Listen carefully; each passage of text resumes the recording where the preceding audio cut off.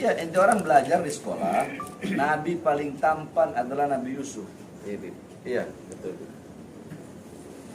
Kalau ente nanya, kebanyakan mungkin akan jawab seperti itu. Nabi paling tampan adalah Nabi Yusuf. Tapi kalau ente nanya ke anak, Nabi paling tampan, manusia paling tampan adalah Nabi Muhammad sallallahu alaihi wasallam. Itu ulama mengibaratkan rembulan dibelah dua. Rembulan belah dua. Setengah kan? Yang setengah dibelah dua lagi. Berarti seperempat. Nah, seperempat itu Nabi Yusuf. Seperempat umat Nabi Muhammad. Setengahnya itu Nabi Muhammad. Ketampanan Nabi Allah Yusuf itu ketampanan yang membuat wanita-wanita yang melihatnya menjadi mengeluarkan hawa nafsu syahwat, memiliki keinginan, kemauan untuk memilikinya. Ketampanan Nabi Muhammad beda.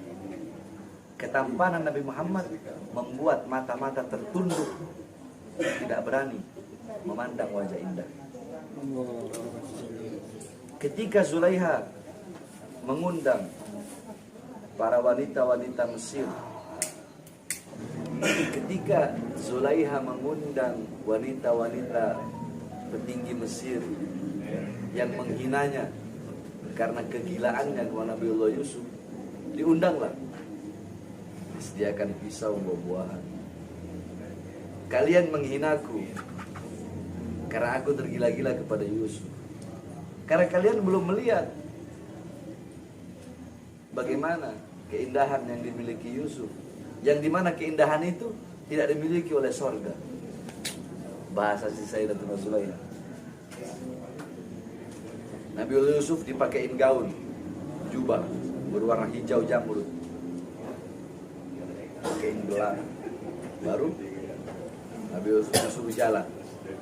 Ketika Nabi Yusuf jalan itu perempuan-perempuan petinggi-petinggi Mesirnya, perempuan udah megang pisau sama buah-buah. Itu mereka secara tidak langsung, nggak sengaja, saking terpesonanya, itu Nabi suruh lewat, baru merasakan sakit. Ternyata mereka memotong jarinya. Itu Nabi Yusuf. Nah, dalam riwayat Allah memberikan kepada Nabi Muhammad itu ada 99 ketampanan, tapi yang Allah tampakkan cuma satu. 98-nya Allah simpan, tidak Allah tampakkan. Kenapa? Andaikan 99 ketampanan Nabi Muhammad Allah tampakkan, maka seluruh manusia yang melihat wajah beliau pasti akan mati. Kenapa? Kalau Nabi Yusuf, wanita-wanita hanya menyayat tangan, andaikan 99 ketampanan Nabi Muhammad Allah tampakkan dalam wujud beliau, maka manusia memandang wajah beliau akan mati. Dengan apa? Dengan menyayat-nyayat jantungnya sendiri. Saking indahnya wajah beliau. Ente tahu Abu Jahal?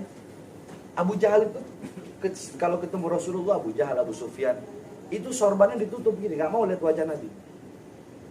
Kenapa? Ditanya, kenapa setiap ketemu Nabi Muhammad kau harus kau ginikan, kau punya apa, kau tutup matamu? Aku tidak tahu, karena setiap aku melihatnya pasti ada rasa ketertarikan aku, rasa cinta aku kepada dia. Aku nggak mau cinta kepada dia, makanya lebih baik aku tutup mataku.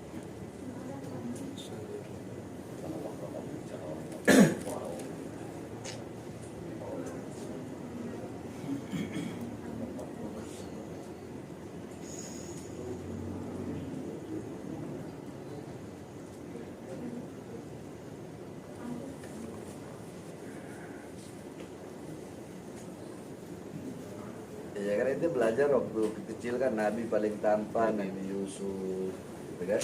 Iya, Bib.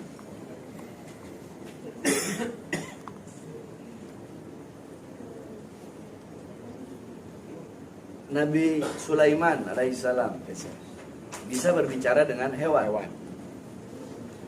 Nabi Sulaiman berbicara dengan hewan itu pakai bahasa hewan.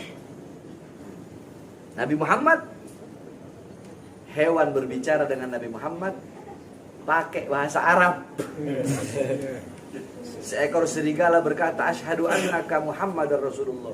Seekor biawak berkata, "Asyhadu annaka Muhammadur Rasulullah." Bayangin. Nabi Musa bisa membelah lautan. Nabi Muhammad bukan lautan yang dibelah, bulan yang dibelah. Bahkan bukan hanya bulan dibelah. Ketika Nabi Muhammad umur 6 tahun, anak-anak seumur beliau mainannya tanah liat. Mainannya beliau apa? Bulan. Jadi kalau beliau gerakkan tangannya ke kanan, itu bulan ikut ke kanan. Beliau gerakkan tangannya ke kiri, itu bulan ikut ke kiri.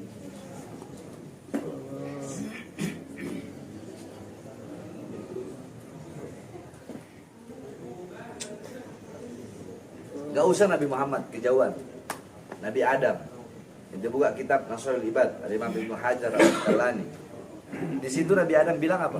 Aku iri kepada umat Muhammad. Aku iri dan aku ingin menjadi umat Muhammad. Kenapa? Karena Allah memberikan 4 kemuliaan kepada umat Muhammad, yang dimana 4 kemuliaan ini tidak Allah berikan kepada aku. Tidak Allah berikan kepada aku, tapi Allah berikan kepada umat Muhammad. Apa itu? 1. Yang pertama,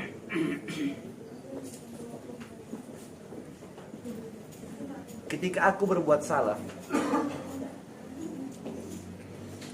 Allah pisahkan aku dan istriku Hawa selama 450 tahun. 1 kali kesalahan. Iya, makan buah khuldi. Tapi umat Muhammad pagi, siang, sore, malam mereka berbuat salah, berbuat dosa, tidak Allah pisahkan mereka dengan anak dan istri mereka. Aku cuma 1 kali, Allah pisahkan 450 tahun. 2, Allah menerima taubatku ketika aku berada di kota Mekah. Di kota Mekah baru Allah terima taubat. Di tempat-tempat yang lain enggak, selama ratusan tahun belum Allah terima. Walaupun Nabi Adam, para nabi maksum, terampuni dari dosa. Tapi karena kehati-hatian beliau, tetap beliau bertobat kepada Allah. Walaupun maksum, Nabi itu maksum, terampuni dari dosa. Tapi umat Muhammad, kalau mereka mau bertobat, nggak harus ke Mekah. Dimanapun, kapanpun mereka mau bertobat, Allah terima tobat mereka. Aku hanya di Mekah saja. Itu yang kedua. Yang ketiga, ketika aku memakan buah khuldi dalam keadaan berpakaian, tiba-tiba Allah lepaskan pakaianku sehingga aku dalam keadaan telanjang.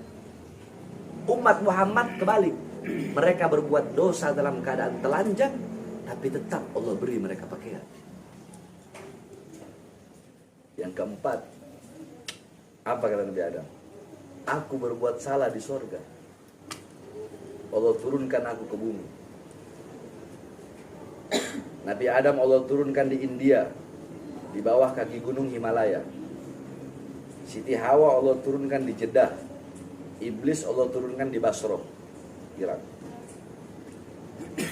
Aku berbuat salah di sorga, Allah keluarkan ke dunia, ke bumi. Umat Muhammad kebalik, mereka berbuat dosa di bumi, tapi kalau bertobat Allah masukkan ke surga. Aku berbuat salah di surga, Allah keluarkan ke bumi, Allah turunkan ke bumi. Umat Muhammad, kalau mereka berbuat dosa di bumi, tapi kalau Allah terima tobatnya, Allah masukkan mereka ke surga. Aku iri kepada umat Muhammad, dan aku ingin menjadi bagian daripada umat Muhammad.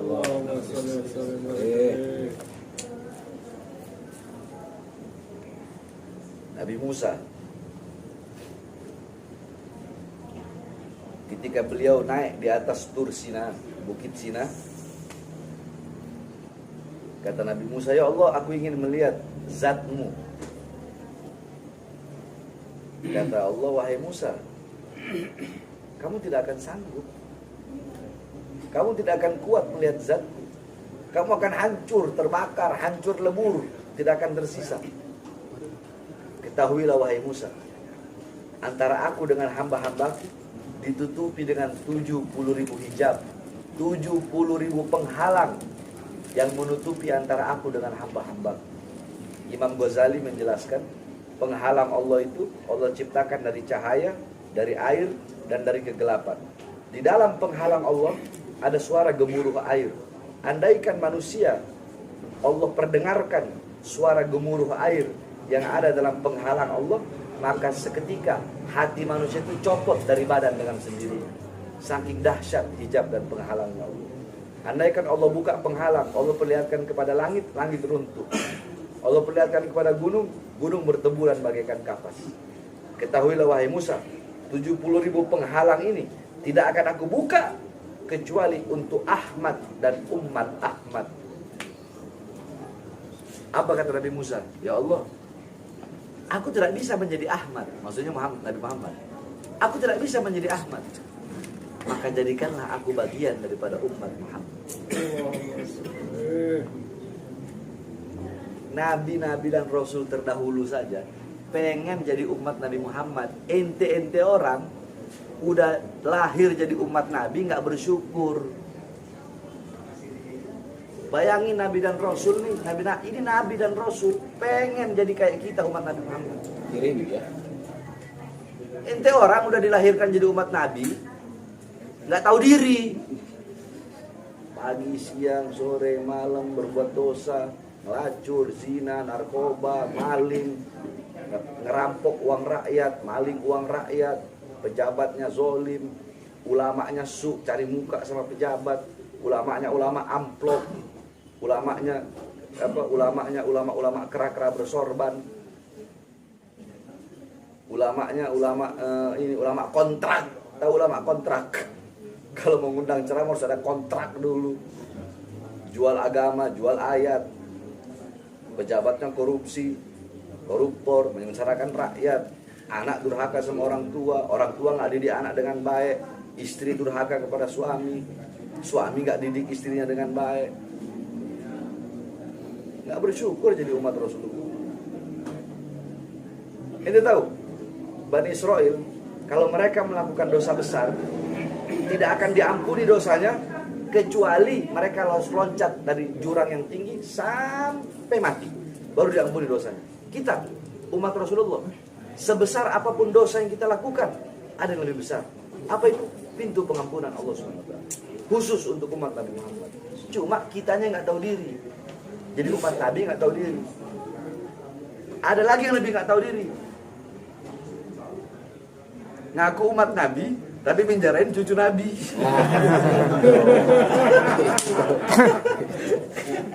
Siapa gak punya Nabi? Nabi Muhammad. Tapi menjarain cucunya. Canda. Gak apa-apa mereka mau penjarain, mereka mau laporin, biarin aja. Cuma pertanyaan anak, dengan wajah yang mana, dengan lidah yang mana kelak di akhirat, ketika ditanya oleh Rasulullah, mereka mau menjawab dengan lidah yang mana, dengan wajah yang mana. Mereka mau menjawab,